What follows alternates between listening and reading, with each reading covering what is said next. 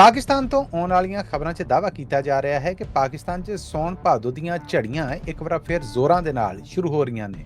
ਇਸ ਵਾਰ ਇਹਨਾਂ ਝੜੀਆਂ ਦਾ ਮਰਕਜ਼ ਹੈ ਜਿਹੜਾ ਉਹ ਲਹਿੰਦਾ ਪੰਜਾਬ ਹੋਏਗਾ। ਨਾਲ ਹੀ ਪੰਜਾਬ ਤੋਂ ਕੁਦਰਤੀ ਆਫਤਾਂ ਦੇ ਨਾਲ ਨਿਬੜਨ ਵਾਲੇ ਮਹਿਕਮੇ ਨੇ ਖਬਰਦਾਰ ਕੀਤਾ ਹੈ ਕਿ ਆਉਂਦੇ 2 ਦਿਨ ਸਤਲੁਜ ਦਰਿਆ ਦੇ ਕੰਢੇ ਵਾਸਤੇ ਲੋਕਾਂ ਵਾਸਤੇ ਬਹੁਤ ਖਤਰਨਾਕ ਨੇ, ਕਿਉਂਕਿ ਭਾਰਤ ਦੇ ਵਿੱਚ ਡੈਮ ਭਰ ਚੁੱਕੇ ਨੇ ਔਰ ਭਾਰਤ ਵੱਲੋਂ ਡੈਮਾਂ 'ਚ ਪਾਣੀ ਛੱਡਿਆ ਜਾ ਸਕਦਾ ਹੈ। ਇਸ ਕਰਕੇ ਸਤਲੁਜ ਦਰਿਆ ਇਹਦੇ ਕੰਢੇ ਸਤਲੁਜ ਦਰਿਆ ਦੇ ਨਾਲ ਜੁੜੀਆਂ ਜਾਂ ਉੱਥੋਂ ਨਿਕਲਦੀਆਂ ਨਹਿਰਾਂ ਨੇ ਜਿਹੜੀਆਂ ਉਹਨਾਂ ਦੇ ਕੰਢੇ ਔਰ ਬਾਕੀ ਥਾਂ ਟਿਕਾਣੇ ਜਿੱਥੋਂ ਸਤਲੁਜ ਦਰਿਆ ਥਾਣੀ ਪਾਣੀ ਆਉਂਦਾ ਹੈ ਉਹਨਾਂ ਨੂੰ ਖਤਰੇ ਦਾ